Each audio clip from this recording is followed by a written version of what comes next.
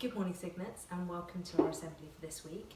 Today I want to talk to you once again about the value of integrity, which is where we do the right thing because it's the right thing to do, not because we're either worried about being caught or motivated by the reward. And the example I wanted to share with you today for demonstrating our value of integrity is the story of this man here, Billy Ray Harris, who was just a few years ago a homeless man living in Kansas City in America. And he did something that showed a huge amount of integrity. It was a small thing, but as we'll see, had huge consequences for both him and another group of people in his life. A woman trying to help out a homeless man on the plaza ended up giving away a lot more than just a little change. She accidentally gave him her engagement ring. But just wait until you hear what he did with it. KCTV5's Betsy Webster has the story. You'd think it'd be like winning the lottery. You live under a bridge, and then the next thing you know, you've got platinum and diamonds. Could be a life changer, right? You spare a change today, sir? God bless you. You spare a change today, sir? Thank you. God bless you. Billy Ray Harris got that change and then some last Friday. The ring was so big, I knew if it was real, it was expensive. He didn't notice it in his cup until almost an hour after its original owner unzipped her wallet and dumped her change. My rings were bothering me, so I put them in my coin purse. Sarah Darling didn't realize what she'd done until the next day. I was so incredibly upset because, more than just the value of the ring, it had sentimental value. It was her engagement ring after all. You spare a change today, sir? Billy Ray didn't know that, but he knew plenty well how sentiment matters more than money. She squatted down like you did, like right there, and says, "Do you remember me?" And I was like, "I don't know. I see a lot of faces." She said, "Well, I might have gave you something very valuable." And I said, "Was it a ring?" And she says, "Yeah." And I said, "Well, I have it." It seemed like a miracle. I thought for sure there was no way I would get it back. Spare a change today, sir? Makes you wonder why he didn't just pawn it and start a new life. My grandfather was a reverend. He raised me from the time I was 6 months old, and thank the good Lord, there's a blessing. I do still have some character. And I think in our world, we often just jump to like the worst conclusion, and it just makes you realize that there are good people out there. Yep. So I love this story because I want you to imagine that you're in Billy Ray's position. You're a homeless man who has very little to your name. When he received that ring in his little pot, it would have been so easy for him to sell it or pawn it and gain a huge amount of money, especially for him in that position.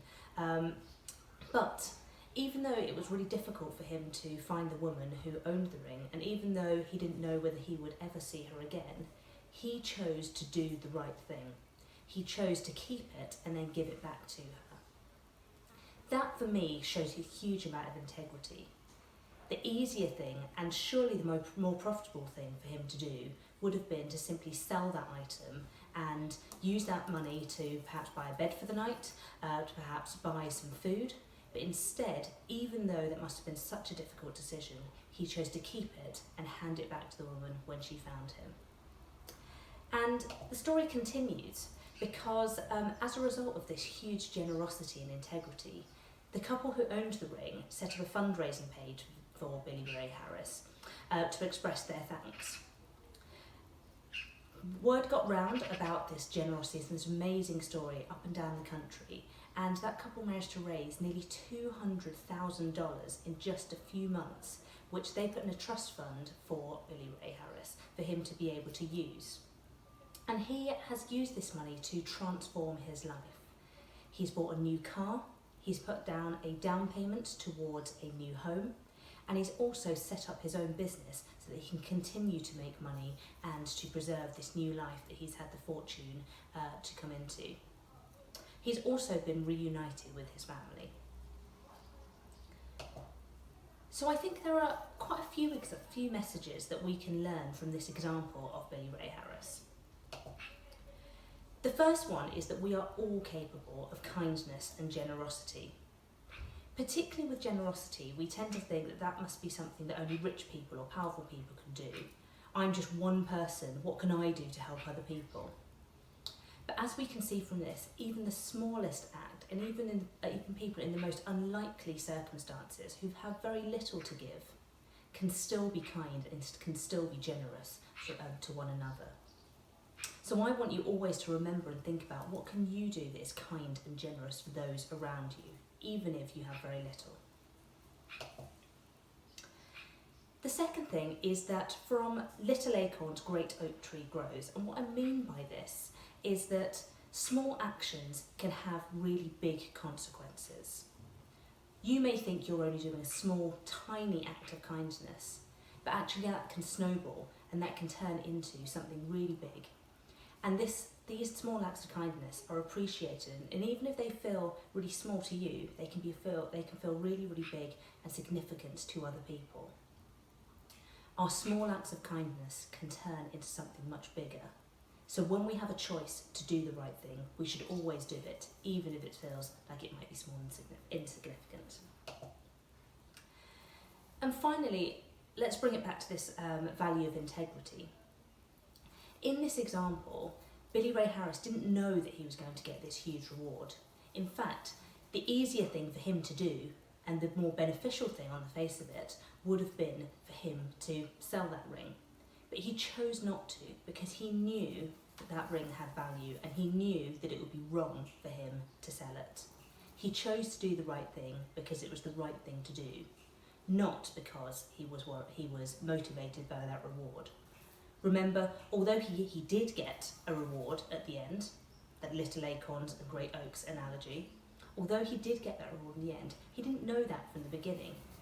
Actually, what he was doing when he chose not to sell the ring was foregoing what he thought was going to be a really beneficial source of income for himself. He did that even though he was in a really difficult personal circumstance. And once again, let's apply that back to our own lives. Quite often, when we're showing integrity, we may have to forego something that on the face of it seems like a really easy win, but we need to recognise that having integrity means doing the right thing even when it's difficult to do so. Now, before I end, I want to talk to you a little bit about how you can show integrity on social media.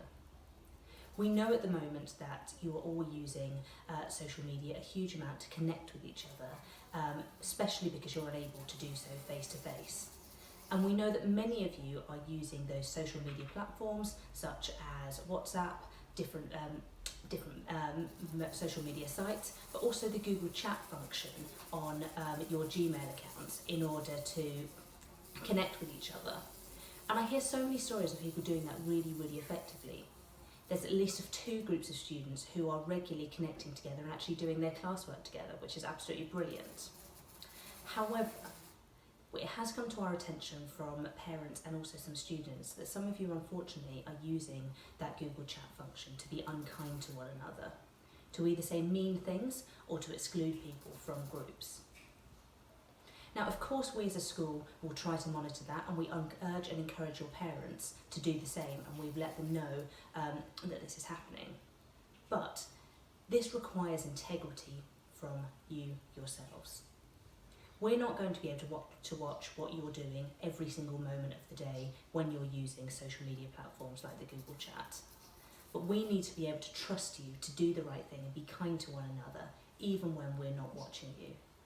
Please do show integrity, because just as kind acts can have a really big consequence, your unkind actions can also do the same. Think about being kind and think about showing integrity. So finally, for our reflection today, I want you to think of a time when you were in a position where it was easier to do the wrong thing. Perhaps there would have been a reward at the end of it for doing the wrong thing, or perhaps it was just a case where it was easier to do something bad and you knew that no one was going to catch you. What did you do and what did you learn from it? If you chose to do the right thing and show integrity, how did that make you feel? But we're all capable sometimes of making the wrong choice. And if that was you in this situation, what have you learned and what might you do differently next time? I look forward to seeing you next week, Signets. Enjoy the rest of your week. Make sure you work hard, and goodbye for now.